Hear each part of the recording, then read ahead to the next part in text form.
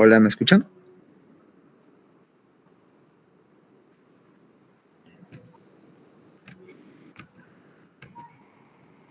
Doctor, buenas noches, sí se le escucha. Ajá, sí se me escucha, ¿no? Sí, doctor. Ven en la pantalla también, ya. También. Está bien, vamos a continuar nuestras actividades del curso. Hoy día vamos a continuar con la terapéutica antibiótica, en este caso con los inhibidores de proteínas, ¿no? Eh, los aminoglucósidos y las tetraciclinas. Entonces vamos a comenzar rápidamente con los aminoglucósidos, que son aminoazúcares unidos por enlaces glucosídicos. Aquí algunos ejemplos: la gentamicina, la streptomicina. Entonces, son inhibidores, ¿no?, de la síntesis de proteínas, uniéndose en este caso a la subunidad 30S de los ribosomas. Y los aminoglucósidos producen una lectura errónea, ¿no?, del ARN mensajero. Pueden formarse proteínas anómalas, incluso proteínas tóxicas, que destruyen la bacteria, ¿no? Ah, detienen su crecimiento, su proliferación, y estas proteínas anómalas incluso pueden formar estructuras en la pared de la bacteria, y por eso es que destruyen la bacteria y se denominan también, o son, en este caso, bactericidas. Hay una primera fase, hay una segunda fase en este mecanismo de acción. Primero es el ingreso, ¿no? El ingreso depende del potencial transmembrana generado por el metabolismo aerobio, ¿no?, en contra de gradiente. Entonces, en esta parte, una vez dentro de la célula, se une de manera irreversible a la subunidad 30S del ribosoma bacteriano.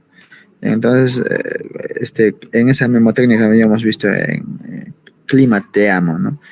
Te amo, tetraciclinas y aminoglucósidos actuaban a nivel de esta subunidad 30S, ¿no?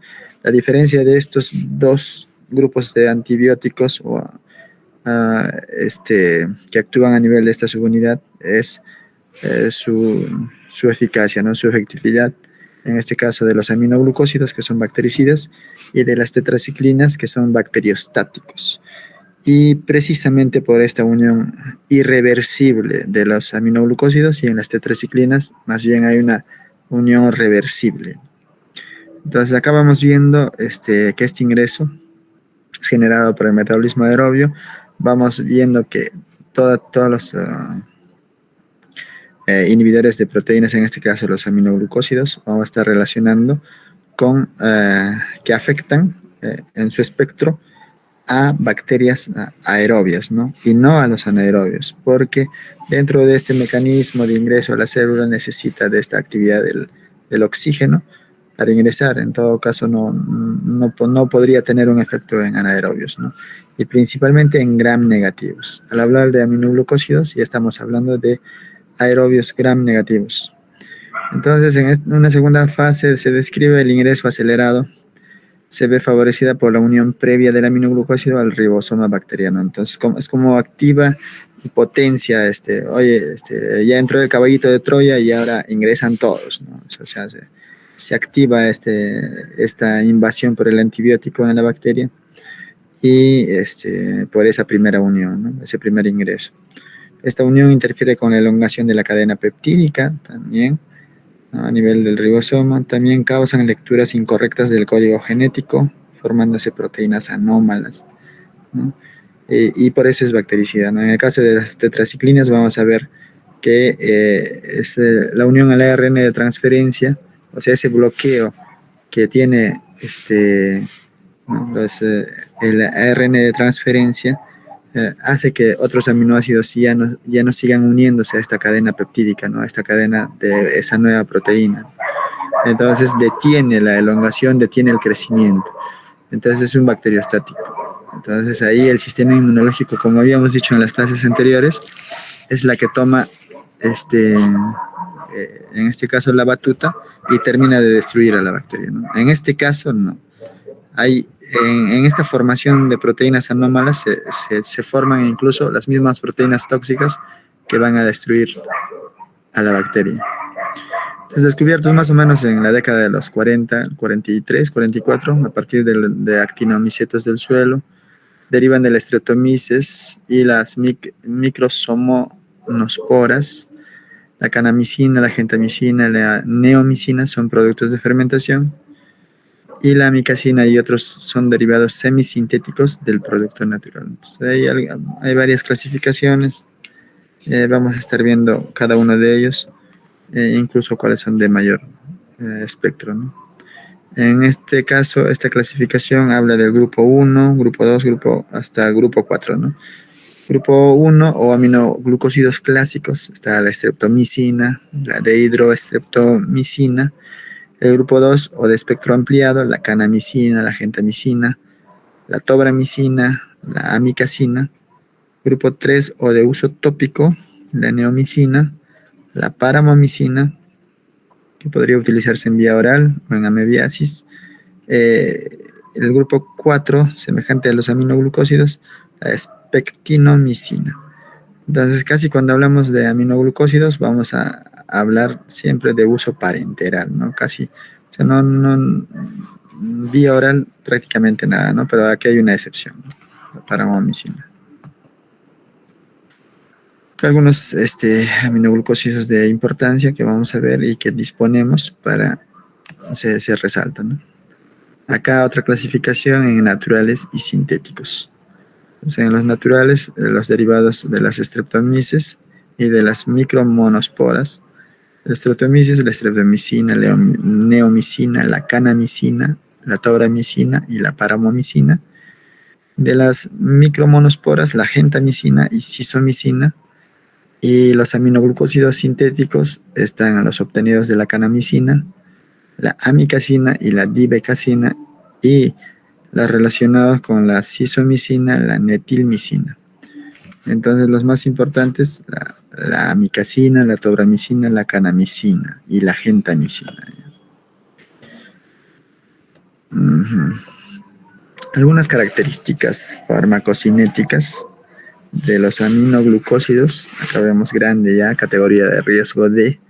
Entonces, no les vamos a dar casi los inhibidores de las proteínas, de la síntesis de proteínas, ya sean aminoglucósidos, tetraciclinas, vamos a estar que están contraindicados en el embarazo, ya categoría de riesgo D. Entonces, hubo una pregunta, ¿no? Hubo una pregunta ahí de varios fármacos que se pone como alternativas, como última indicación o contraindicados en la gestación, ¿no? Ahí ven algún inhibidor de las síntesis de proteínas y ahí ya de entrada la marcamos.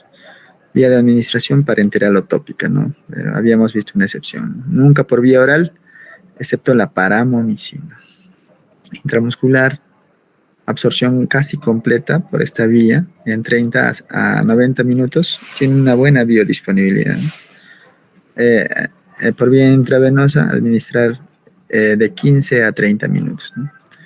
Y si es que se administra en monodosis, hay que administrarlo más o menos incluso en 60 minutos para evitar bloqueo neuromuscular. Recuerden que cuando estábamos clasificando los antibióticos de acuerdo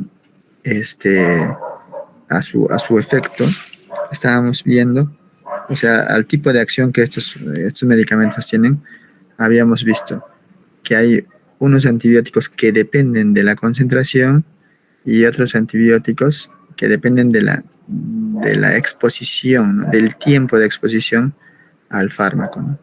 Entonces los aminoglucósidos estaban en el tema dependientes de la concentración. Entonces por eso hay una de las opciones más frecuentes es la monodosis, ¿no?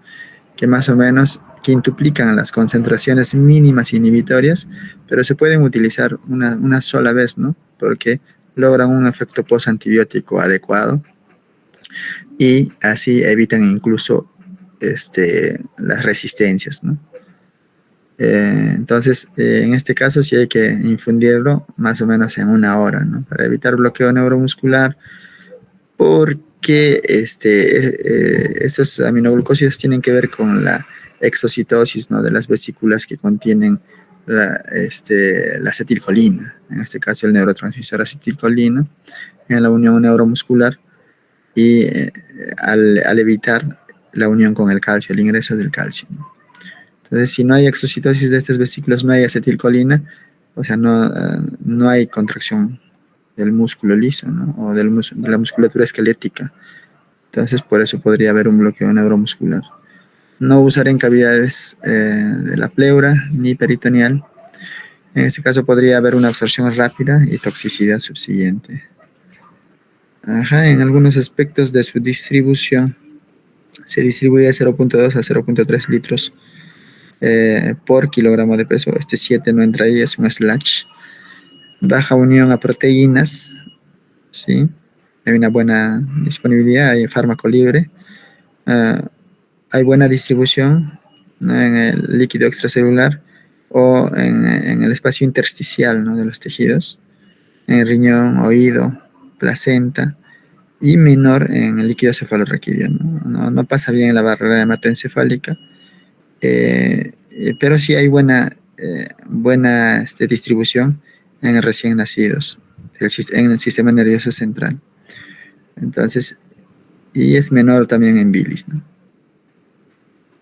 La difusión es buena en túbulo renal, la concentración 25 a 100 veces la concentración plasmática se va a conseguir a nivel renal.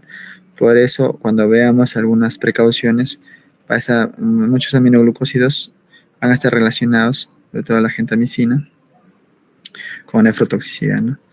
Y también hay una buena difusión en oído interno, y también con esto está relacionado la ototoxicidad, que son algunos efectos adversos que pueda tener este grupo de fármacos. Además, en el líquido sinovial alcanzándose valores solo algo menores que los plasmáticos, ¿no? Tienen una buena distribución en esos sitios. Presentan penetración baja en el sistema nervioso central, lo habíamos comentado, por este pase disminuido en la barrera hematoencefálica. Pues a veces cuando hay necesidad de administrar aminoglucósidos, ¿no? En el sistema nervioso central para una terapia combinada tal vez, se puede usar por vía intraventricular o intratecal, ¿no? Directamente administrándolo en el líquido cefalorraquídeo. Entonces también en bilis, habíamos comentado acá, secreciones bronquiales, hay un tema de inhabilitación del fármaco en sitios con pH ácido, en humor vítreo también. Si es que hay que administrar el fármaco, tendríamos que hacer igual una inyección intravítrea.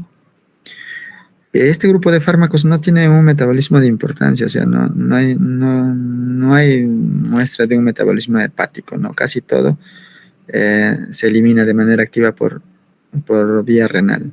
90, en algunas literaturas incluso de 95-98% se recupera sin modificarse en la orina, ¿no? Luego de haber quizás tenido su efecto, no hay un metabolismo hepático y más bien una excreción renal, ¿no?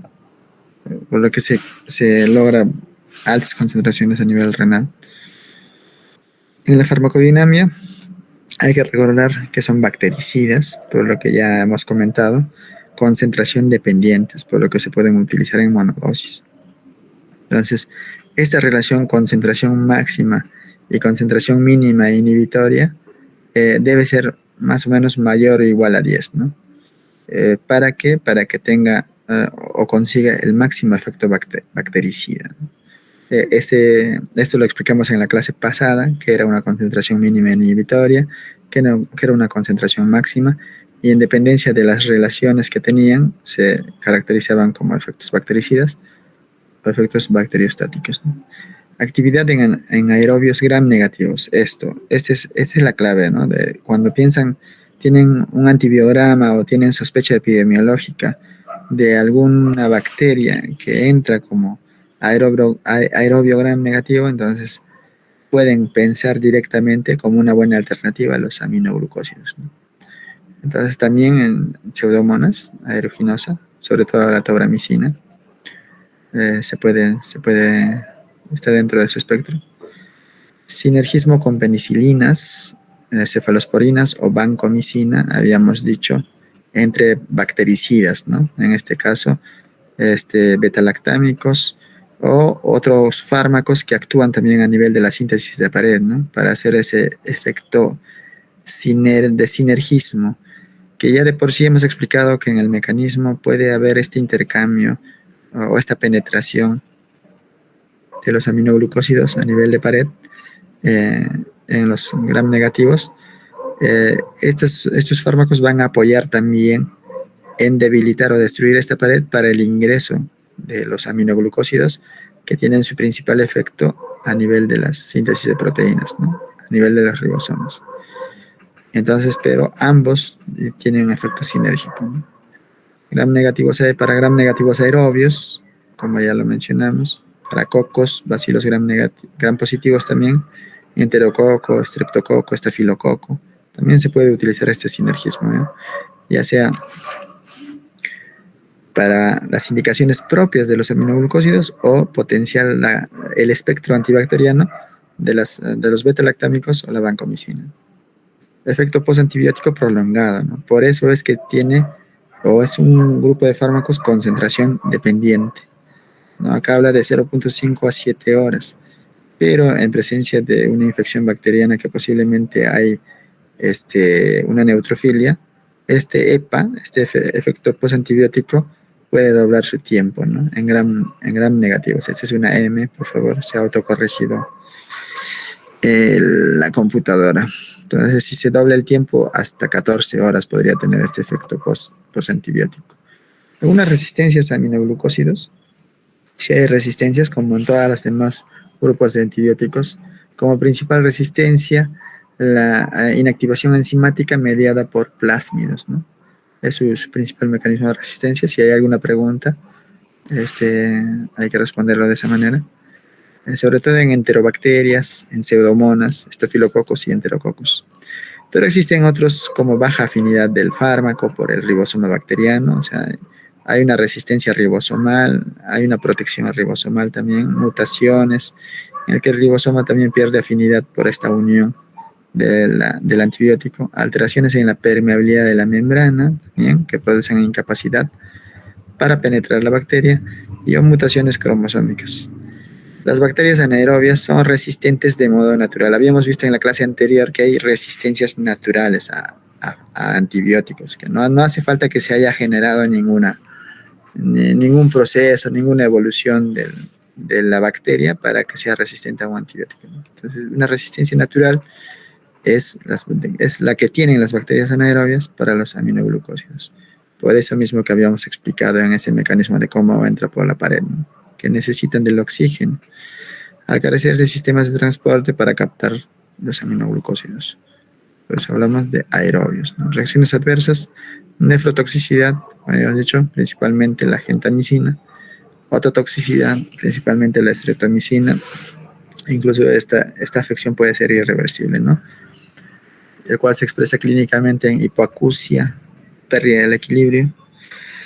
En raras ocasiones, bloqueo neuromuscular, también lo habíamos comentado, sobre todo por inyecciones o infusiones rápidas. Puede haber una neuritis periférica o administración rápida, ¿no? La gentamicina, la estreptomicina, la amicacina, ¿no? Si se usa en dosis que son altas y para monodosis, esa infusión no debe ser menor de 1 hora, ¿no?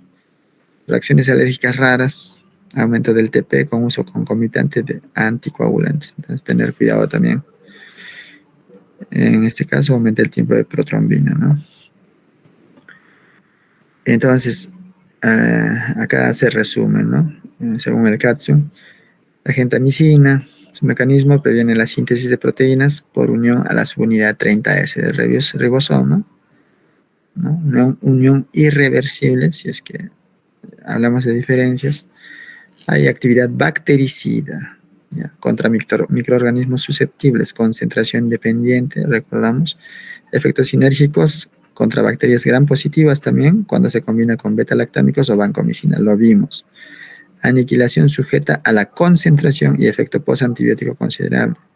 Particularidad que lo hemos repetido ya con esto 4 veces.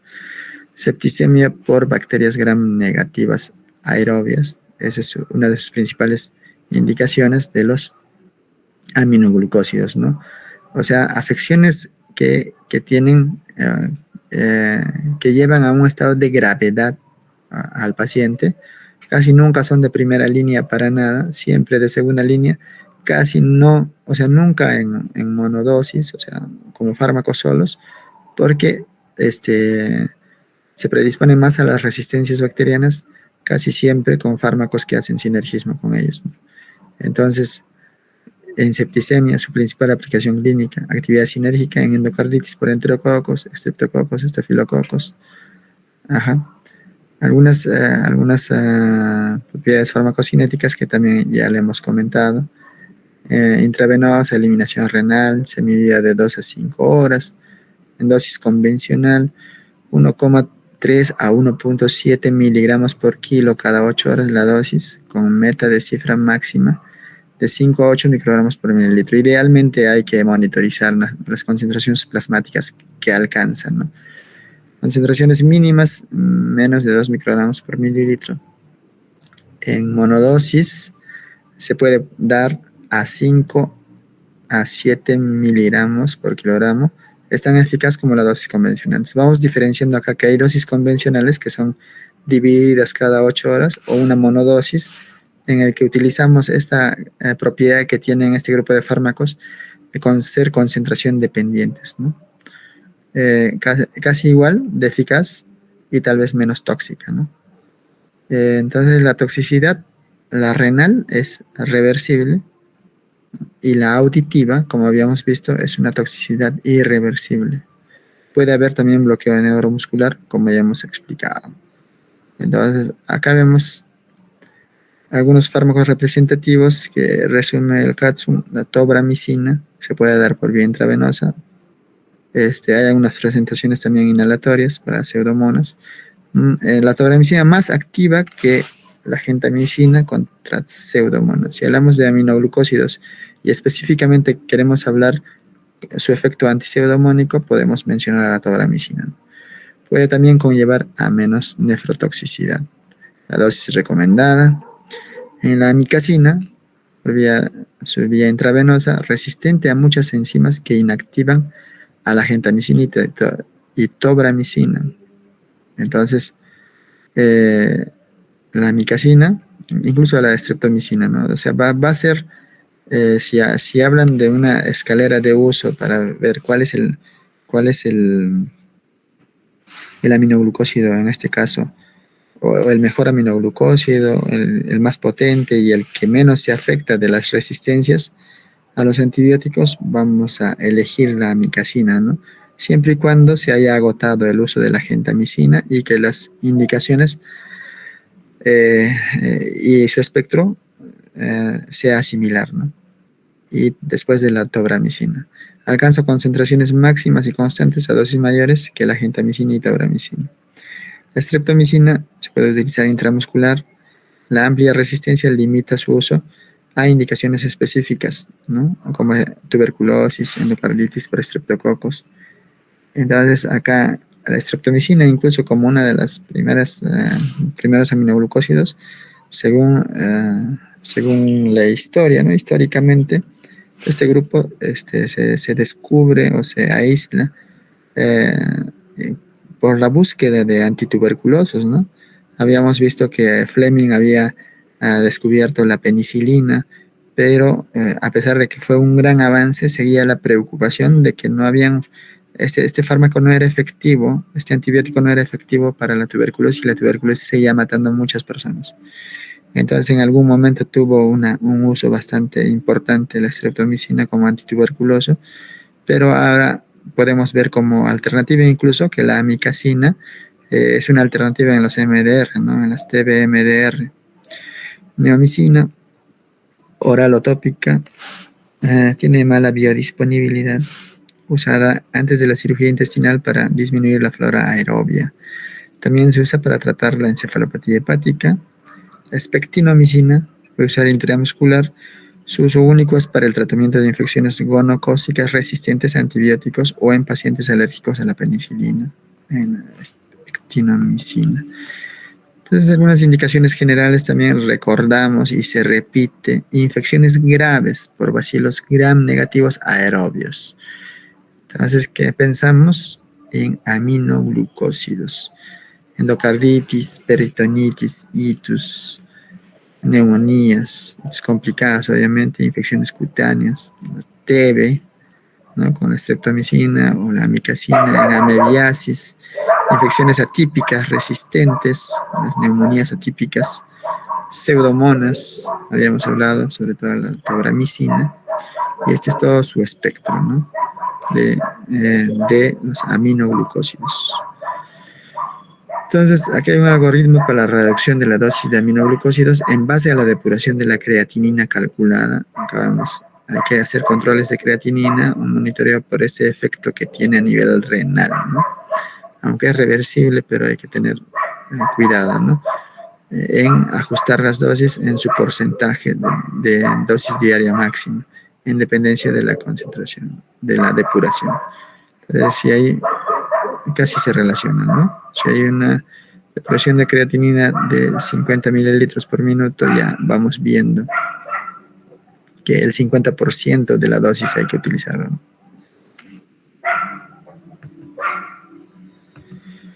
Entonces, la amicacina es de amplio espectro, sí, podemos decir que es de amplio espectro, porque puede atacar enterobacterias, pseudomonas, estafilococcus, aunque no como único antibiótico, ¿no? Siempre haciendo sinergismo de otros, como habíamos visto, el beta-lactámicos o la vancomicina, pero no cubren aerobios. Repetimos, la resistencia natural, ¿no? Tampoco el Staphylococcus aureus meticilin resistente.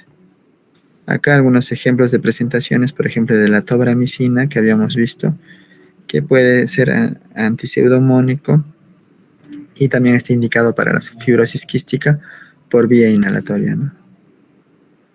Un casito, un varón de 45 años sin antecedentes médicos, ingresó a la unidad de cuidados intensivos hace 10 días después de sufrir quemaduras de tercer grado sobre 40% de la superficie corporal. Se ha mantenido relativamente estable hasta las últimas 24 horas.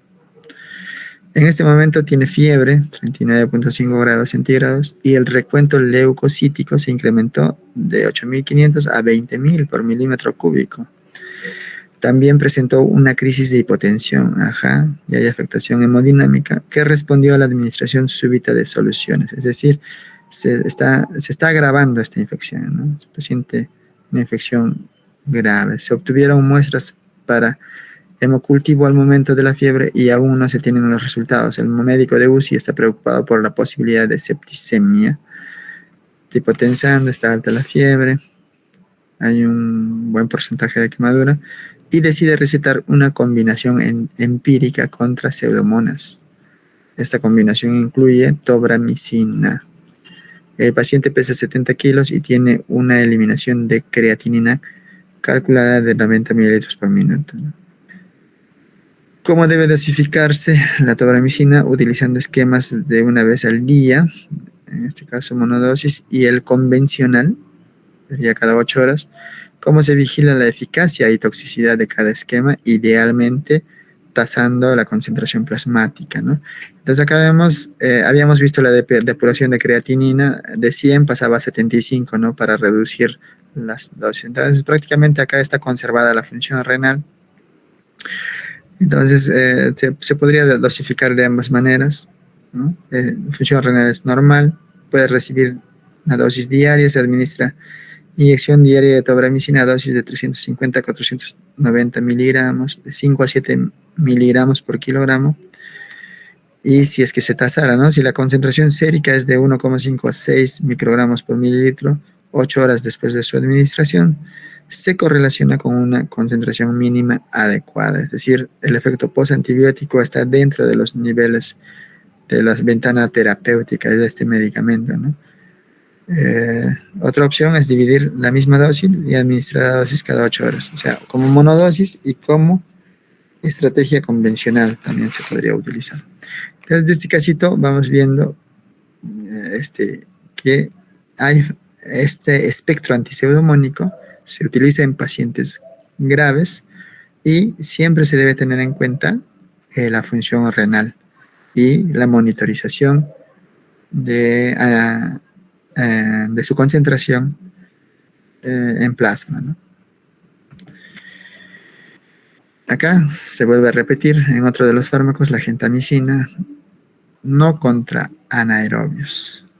Ahí está resistencia natural. La gentamicina, que era esta primera alternativa, esta primera arma, por así decirlo, de los aminoglucósidos que vamos a sacar, es también, su espectro es antipseudomónico, para Acinetobacter, para meningitis, para Escherichia coli, Klebsiella, Enterobacter, Serratia, Citrobacter, Staphylococcus, Proteus, itis complicadas, Enterococcus fecalis, endocarditis. Tiene similar espectro que la tobramicina, ¿no? Antipseudomónico. Se indica cuando otros antibióticos menos potentes hayan sido ineficaces debido a su gran toxicidad en oído y riñón, o sea, otros grupos de antibióticos con similares espectros potencian su nefrotoxicidad, o sea, no hay que utilizarlos conjuntamente con la anfotericina, la vancomicina idealmente, no, con IECAS, con cisplatino, ciclosporina, furosemida. Entonces hay que ver este antibiótico como un efecto nefrotóxico, ¿no? Sus sinergismos clásicos, ¿no? Con beta-lactámicos y con la vancomicina por ese efecto a nivel de pared, ¿no? Y el efecto a nivel de síntesis de proteínas. Entonces hay que tener cuidado, como en la diapositiva anterior, en el tema del ajuste según la función renal, ¿no? Entonces este grupo de antibióticos van a tener como espectros a los gram positivos, estreptococos, enterococos, estafilococos, y el gram negativo que la gentamicina va a coberturar y haciendo sinergismo con ellos va a ser para Escherichia coli, Proteus, Klebsiella, Enterobacter, Serratia, Stenotrophomonas y Staphylococcus aureus, ¿no? No en monoterapia. Entonces, estos gram positivos son relativamente resistentes a gentamicina por fracaso del fármaco para penetrar a su interior, pero usados conjuntamente se sinergizan, ¿no? Las bacterias gram negativas resistentes a la gentamicina suelen ser susceptibles a la amicacina, que es mucho más resistente a la modificación. Esto ya lo habíamos comentado. Saca algunas presentaciones de algunos fármacos y dosis. Sus dosis máximas, por ejemplo, de la gentamicina no debe superar los 280 miligramos. Pueden venir en ampolletas de 20, 40, 80, incluso 160 miligramos, ¿no? Y las dosis recomendadas 5 a 6 miligramos por kilo de día en 3 o una sola dosis, ¿no? Convencional o en monodosis, ¿no? También hay gotas oftálmicas que se usan a 2 gotas 3 a 4 veces al día, ¿no? Hay pomadas oftálmicas, igual hay que aplicarse 3 a 4 veces al día. Y la duración del tratamiento para todos los pacientes es de 7 a 10 días. En relación a la gentamicina, siempre en afecciones graves, ampigenta puede ser una buena combinación, beta-lactámico y aminoglucósido, ¿no? Por ejemplo, en sepsis neonatal. Infecciones graves del tracto respiratorio, meningitis, infecciones intraabdominales, incluyendo peritonitis, infecciones complicadas de piel, tejidos blandos, infecciones osteoarticulares. Habíamos visto que a nivel del líquido sinovial había una buena penetración. Infecciones postquirúrgicas, incluyendo cirugía postvascular, infecciones complicadas y recidivantes del aparato urinario. Y a nivel de ojo, las afecciones que se pueden utilizar con estas gotas oftálmicas, ¿no? Esa es la gentamicina, ¿no? Y la amicacina, que habíamos dicho que es este arma secreta de este grupo de fármacos. Vamos a ver que se utiliza en microorganismos resistentes a gentamicina y tauramicina, ¿no? O sea, saca se realza su importancia y su utilidad de la amicacina en este espectro de los aminoglucósidos, sobre todo cuando ya hay resistencia a los fármacos anteriores, ¿no? Su dosis 15 miligramos por kilo día, máximo 1.5 gramos por día, 500 miligramos cada 12 horas, intramuscular 10 a 20 microgramos por mililitro es la concentración que debería de tener o alcanzar. Entonces, si se aplica 7.5 miligramos por kilo, entonces la concentración que alcanza en 30 minutos, 20 microgramos por mililitro, y a las 12 horas 5 a 10 microgramos por mililitro. Entonces, si se aplica 15 miligramos por kilo, las concentraciones son mayores, Las concentraciones plasmáticas pueden llegar hasta 50-60 microgramos por mililitro y la mínima 1 microgramo por mililitro. Entonces, mayores concentraciones en aminoglucósidos siempre van a estar relacionadas, o mayores dosis, a utilizarlo en monodosis, no en su forma convencional. Ese espectro reiterativo, Proteus, Pseudomonas, Enterobacter, Serratia, streptomicina, hicimos un pequeño comentario hace un rato. La resistencia ribosómica se presenta rápidamente, o sea, su principal problema es lo que limita su uso como agente único. Agente de segunda línea para TB, en esta dosis 0,5 a 1 gramo por día, en niños 7,5 a 15 miligramos por kilo día, ya sea intramuscular o intravenosa. También está indicada en peste, tularemia, Shigella tularensis, en brucelosis, en combinación con tetraciclina oral, en endocarditis enterocócica y en endocarditis por Streptococcus viridans, en combinación con penicilina, 2 semanas. Entonces, el 15% de enterococos que hacen, en el tema de enterococos, su particularidad de la streptomicina, que hacen resistencia a gentamicina, amicacina y tauramicina, serán sensibles a streptomicina en esta indicación particular. Y acá vemos, cómo sale también la streptomicina en su utilidad antibacteriana como segunda línea y sobre todo relacionados a los MDR, las resistencias multidrogo resistentes, las TB multidrogo resistentes que ya han hecho resistencia a la rifampicina y la isoniazida. Encontramos a los aminoglucósidos. En este caso, también las cepas de Mycobacterium, incluidas las resistentes a streptomicina, las streptomicinas pueden hacer resistencia, pueden ser susceptibles a amicacina en estas dosis. Hay actividad también de los aminoglucósidos frente a cepas de bacilos gram negativos. En este estudio, más o menos habla de la sensibilidad y la resistencia que los principales aminoglucósidos muestran, en algunos estudios clínicas en América, en Europa y en Asia.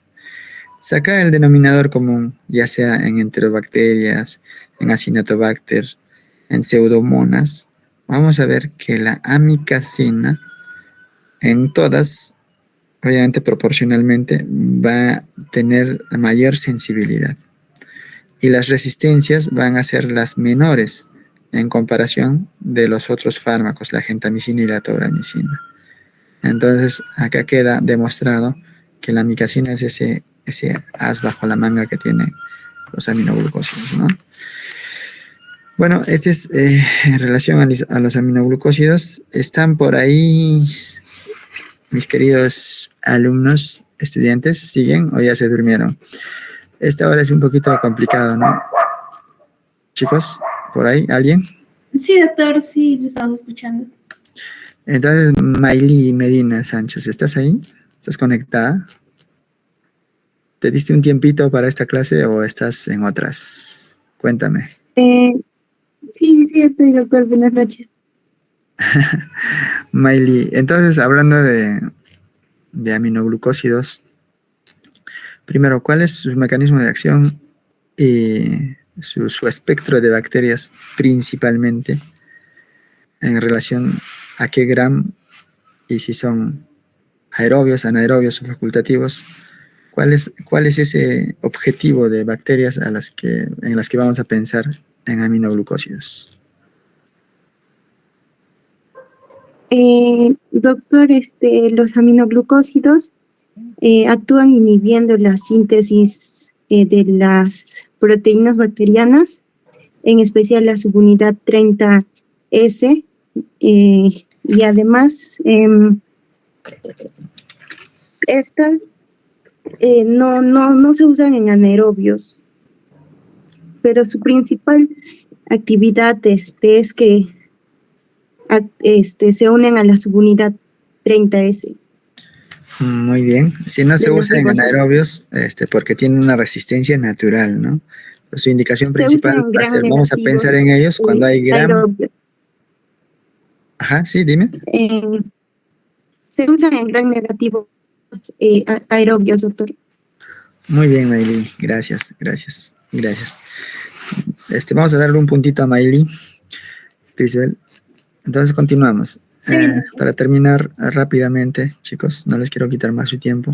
Este otro grupo de inhibidores de la síntesis de proteínas, que son las tetraciclinas, cuando comentábamos el mecanismo de acción de los aminoglucósidos, ya mencionábamos algunas diferencias, ¿no? Las similitudes en su mecanismo que se unen a esa subunidad 30S de los ribosomas, su diferencia, la reversibilidad, ¿no?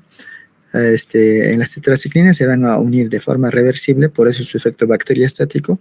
En cambio, los aminoglucósidos se van a unir de forma irreversible. Las tetraciclinas solo van a detener la síntesis de estas cadenas peptídicas de estas proteínas. En cambio, los aminoglucósidos, además de unirse, van a hacer que este mecanismo de producción de proteínas sí genere otras proteínas anómalas, ¿no? Y tóxicas, y por eso fue su efecto bacteriostático.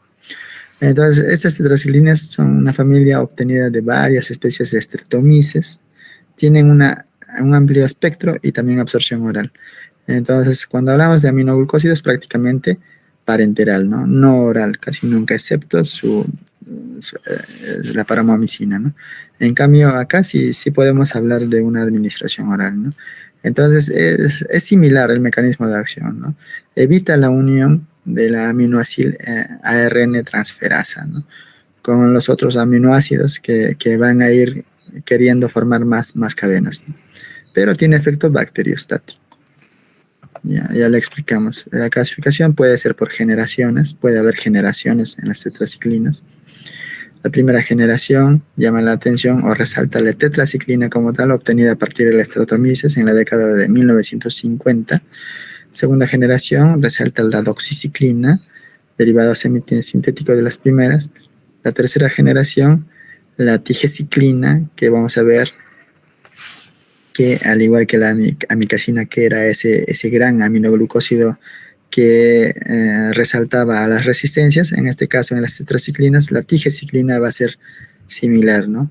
Va a ser un grupo más reciente descrito y va a tener como esos armamentos a las resistencias más frecuentes de las tetraciclinas. De otra manera, las tetraciclinas se pueden clasificar también en naturales y semisintéticos. Primera, segunda y una tercera generación, que sería la tigeciclina, ¿no? Y también estar clasificada según su tiempo de acción, ¿no? Su vida media, si es corta, intermedia o larga. Entonces acá en tetraciclinas naturales y de primera generación resalta la tetraciclina como tal y tiene una vida media corta, hasta 8 horas. Y en la vida media intermedia está la demeclociclina y la metaciclina, en naturales demeclociclina y la metaciclina en semisintéticos. Y la de vida media larga, 16 a 18 horas, de segunda generación, está la doxiciclina, y es un derivado semisintético, ¿no? Y la tercera generación, la tigeciclina, que también es semisintético o sintético. Entonces sería una forma de clasificar también. Entonces su espectro de acción de las tetraciclinas, vamos a ver que están indicadas en estos grupos, ¿no? Streptococcus pyogenes, Staphylococcus aureus, Rickettsia, Mycoplasma, Clamidia, Moraxella, Catarrhalis, Neisseria gonorrhoeae. En cocos, gram positivos, gram negativos. En bacilos también gram positivos, gram negativos. Este es su espectro de acción. Pero vamos a ver que no va a tener efecto en la Pseudomonas aeruginosa, ¿no? En la Pseudomonas aeruginosa, ni en el Proteus, ni en Providencia. Algunos espectros que sí lo tenían los aminoglucósidos, ¿no? Y actualmente, incluso para la gonorrea, ya no tiene hay bastante resistencia a las tetraciclinas en lo que respecta a la gonorrea, ¿no? Pero sí la doxiciclina todavía está indicada en la Neisseria gonorrhoeae. Entonces, algunos aspectos importantes de la farmacocinética ya lo habíamos dicho anteriormente. Resalta que ambos inhibidores de la síntesis de proteínas son de categoría de riesgo D. Esto vamos a preguntar para finalizar la clase, ¿ya? Una pregunta muy sencilla y que alguien se va a ganar su punto. Administración oral, endovenosa y tópica. Evitar con alimentos, menos con metales, ¿no? Porque se puede quelar. O sea, estos fármacos tienen una alto grado de unión a metales, ¿no? Por eso incluso se sugiere que no se administre junto a los alimentos, ¿no? Y muchas veces los alimentos pueden incluir alimentos lácteos, con quesos, leches, etcétera, que tienen contenidos de calcio, ¿no? Y pueden quelarse y eliminarse casi en su totalidad y no tener efecto la tetraciclina. Absorción del 75 al 80% en intestino delgado. Unión a proteínas del 20 al 65%, tiene una buena unión a proteínas. Los aminoglucósidos tenían una muy baja unión a proteínas. La concentración máxima en 2 a 3 horas. Distribución, tiene una buena distribución en hueso, en la dentina, en la placenta, por eso esta categoría de riesgo. Hueso y dentina, vamos a ver que algunos efectos adversos van a tener efectos adversos en coloración del diente, en algunas deformaciones óseas. Menor distribución en líquido cefalorraquídeo, parecido a los aminoglucósidos. Su metabolismo hepático parcial, pero al menos hay un metabolismo hepático. Excreción renal, biliar. La doxiciclina se elimina por vía fecal también. No se requiere ajuste en insuficiencia renal aguda. Entonces la doxiciclina tiene esta particularidad, ¿no? Entonces las tetraciclinas como tal se pueden indicar en fiebre recurrente por riquecias, granuloma inguinal, en el tracoma o conjuntivitis de inclusión causada por Chlamydia trachomatis, en el chancroide por Haemophilus ducreyi, en meningitis, a pesar de que tiene una baja distribución, ¿no? Se puede usar combinado en gastritis por Haemophilus, por Helicobacter pylori, perdón. Y acá vemos una foto de la conjuntivitis por clamidia, ¿no? Se puede utilizar las tetraciclinas en soluciones oftálmicas o colirios. Acá vemos unas indicaciones terapéuticas alternativa a alergia a cefalosporinas y penicilinas. Podemos considerarlo por la similitud de su espectro.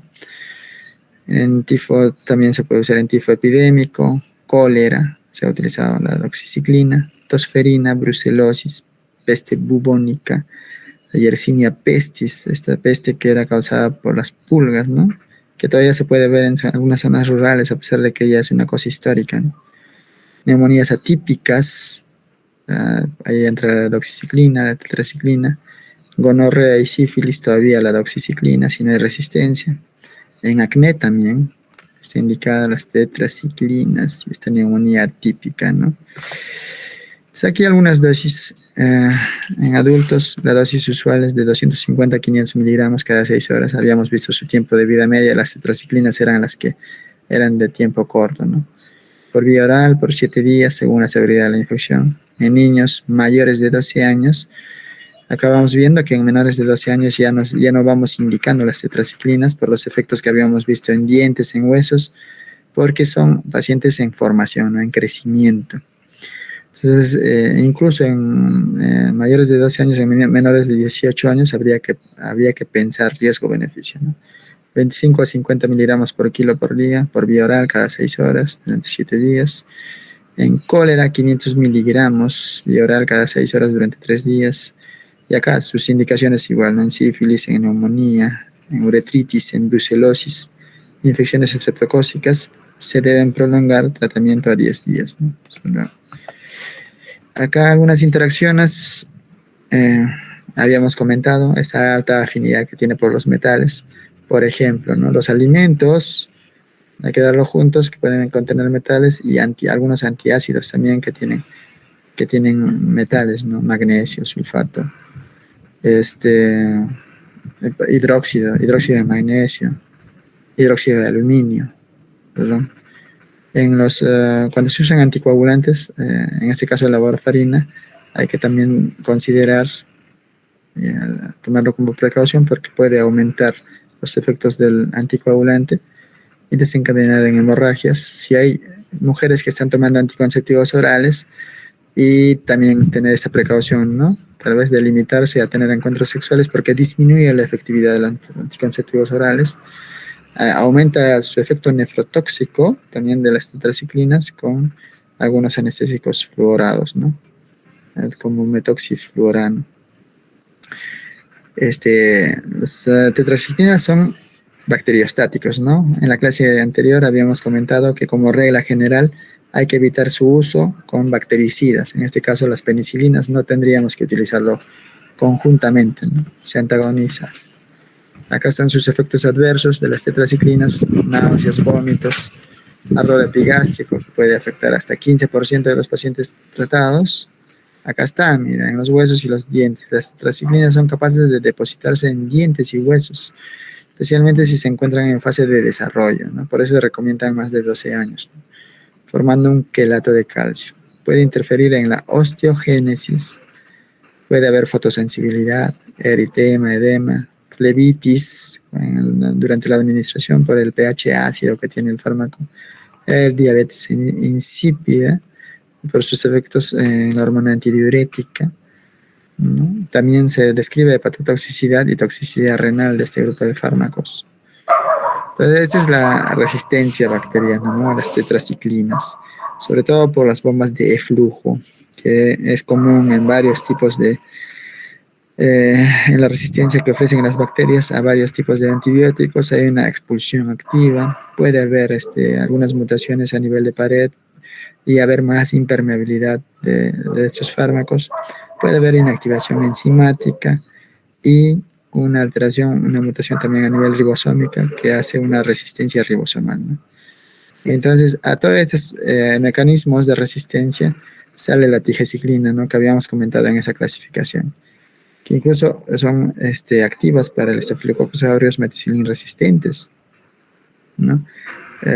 Para el Streptococcus pneumoniae resistente a penicilina, para los enterococos resistentes a vancomicina. Entonces, evita las resistencias propias a las tetraciclinas y tiene un mayor espectro, ¿no?, la tigecyclina. La doxiciclina, vemos acá una presentación en comprimidos de 100 miligramos. Es una tetraciclina semisintética, vida media larga, de 16 a 18 horas. Absorción 90 a 100% por vía oral, tiene una buena biodisponibilidad intravenosa. Unión a proteínas 60 a 65%, no hay que administrarlo junto con los alimentos, ¿no?, por esa característica común de las tetraciclinas. Por vía parenteral intravenosa solo en enfermos graves e inestables, ¿ya? 100 miligramos cada 12 a 24 horas por esta vida media larga. En niños que pesan menos de 45 kilos, una dosis de 4.4 miligramos por kilo el primer día y después reducir la dosis. Acá vemos el Vibrio cholerae, ¿no?, que es una de sus principales indicaciones. También las infecciones de transmisión sexual como la clamidia, ¿no?, también en la leptospirosis, en las riquecias, en sífilis se puede utilizar, en neumonías atípicas, en actinomicosis, ¿no? Se tolera mejor los efectos gastrointestinales, a diferencia de las tetraciclinas o de la tetraciclina. Es más activa contra Streptococcus pneumoniae y también la neumocócica. Uso solo en altos niveles de resistencia a la penicilina, ¿no? Si es que ya optamos en doxiciclina cuando hay resistencia a las penicilinas. Entonces, sus interacciones, sus precauciones son similares a la tetraciclina, ¿no? Disminuyen la efectividad de los anticonceptivos. Con el anestésico fluorado hay mayor toxicidad renal. Penicilinas pueden resultar antagónicas. No usarlo conjuntamente. Los anticonvulsivos incrementan su metabolismo hepático. Entonces hay menos disponibilidad de los anticonvulsivantes. Puede desencadenar convulsiones, ¿no? Pueden elevar los niveles de litio, teofilina, digoxina, midazolam, warfarina, anticoagulantes, sales de hierro, sales de aluminio. Esto sobre todo por esta buena unión a proteínas que tienen, ¿no? 65%. Y estos fármacos también tienen características a buena unión a proteínas. Entonces, es como si equiparan o luchan o compiten en esa unión a proteínas. Entonces, si ya la doxiciclina, por ejemplo, midazolam tiene un 90-95% de unión. Entonces, si ya está equiparando estas proteínas con este fármaco, hay mayor fármaco libre de estos medicamentos, ¿no? Efectos adversos, similar también. fotosensibilidad, hepatotoxicidad, hipersensibilidad urticaria, dermatitis exfoliativa, exantema fijo, medicamentoso, alta afinidad por el tejido óseo, miren, hay decoloración de los dientes, displasia de encías, hipoplasia dental, deformaciones óseas. Esto similar a todas las tetraciclinas, ¿no? Categoría de riesgo D, esta es pregunta de examen. Hipersensibilidad a la doxiciclina o otras tetraciclinas, claro, ¿no? Porque está en el mismo grupo, está contraindicado. Si hay hipersensibilidad, tratamiento con metoxiflurano por esa toxicidad renal prácticamente mortal. En formas inyectables, pacientes con miastenia gravis hay que evitar por este tema también de la acetilcolina. Bebés y niños menores de 12 años está contraindicado por los efectos que hemos visto. Segundo y tercer trimestre del embarazo, en todo el embarazo vamos a poner. Tratamiento concomitante con retinoides orales por riesgo de hipertensión endocrinana benigna. Pacientes con acloridia o que han sido sometidos a cirugía que evite o extirpe el duodeno o bypass, también hay que tener, está contraindicado.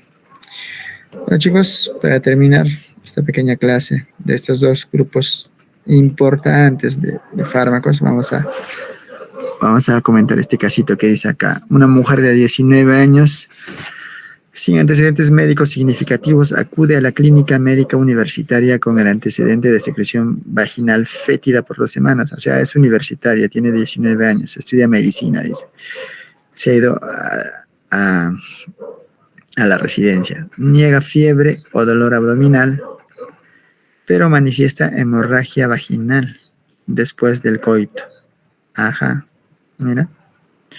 O sea, sangra después del coito. Cuando se le interroga acerca de su actividad sexual, refiere haber tenido coito vaginal sin protección con 2 hombres en los últimos 6 meses. ¿Ya? Se realiza una exploración ginecológica que resulta positiva para secreción mucopurulenta en el conducto endocervical, ¿no? Acá puede haber una cervicitis, ¿no? No hay hipersensibilidad a la movilización cervicouterina. Se obtiene una muestra de la primera orina para estudios de clamidia y gonococos. También se solicita una prueba de embarazo porque la paciente manifiesta no haber presentado su último periodo menstrual. Ajá. En espera de los resultados se determina el tratamiento empírico de cervicitis gonocócica y clamidiosis.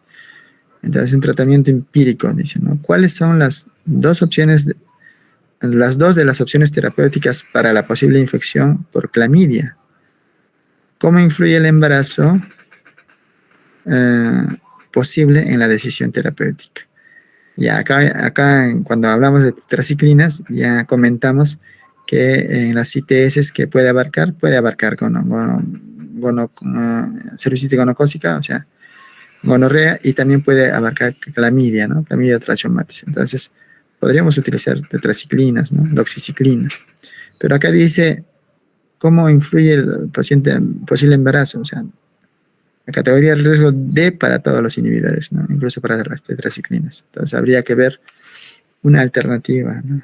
En este caso, podemos utilizar un macrólido, una acitromicina en el embarazo, ¿no? Vamos a ver recién este grupo de fármacos, pero sí se podría utilizar como una alternativa.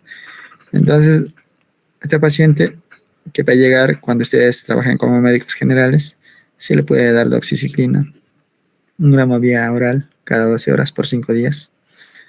Y si está embarazada, acitromicina dosis única. Chicos, muy bien.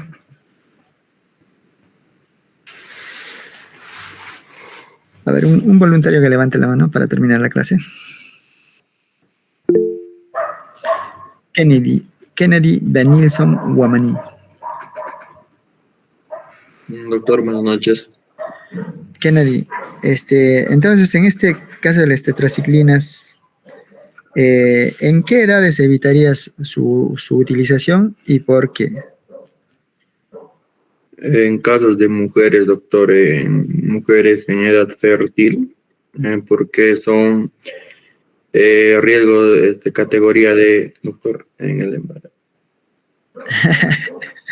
Te engañé, has querido forzar la respuesta porque dije voy a preguntar cómo es la tetraciclina en el embarazo, ¿no? Pero bueno, no te voy a disminuir ni un punto, pero vamos a quedar en neutro, ¿ya? Cuadros Yandira Betnabel. Buenas noches, doctor. Dime, Yandira. Sí, doctor. Bueno, en el caso de las tetraciclinas, sería en mujeres bueno, la contraindicación sería en mujeres embarazadas, así también en mujeres. Yandira, disculpa, estás cometiendo el mismo error que tu compañero. La pregunta que hice es, ¿en qué edad evitarías el uso de tetraciclinas y por qué? Si bien es cierto, anuncié que iba a hacer una pregunta, pero no estoy haciendo esa pregunta. Es otra pregunta la que estoy En haciendo. niños menores de 8 años también, doctor, ¿Qué? los efectos.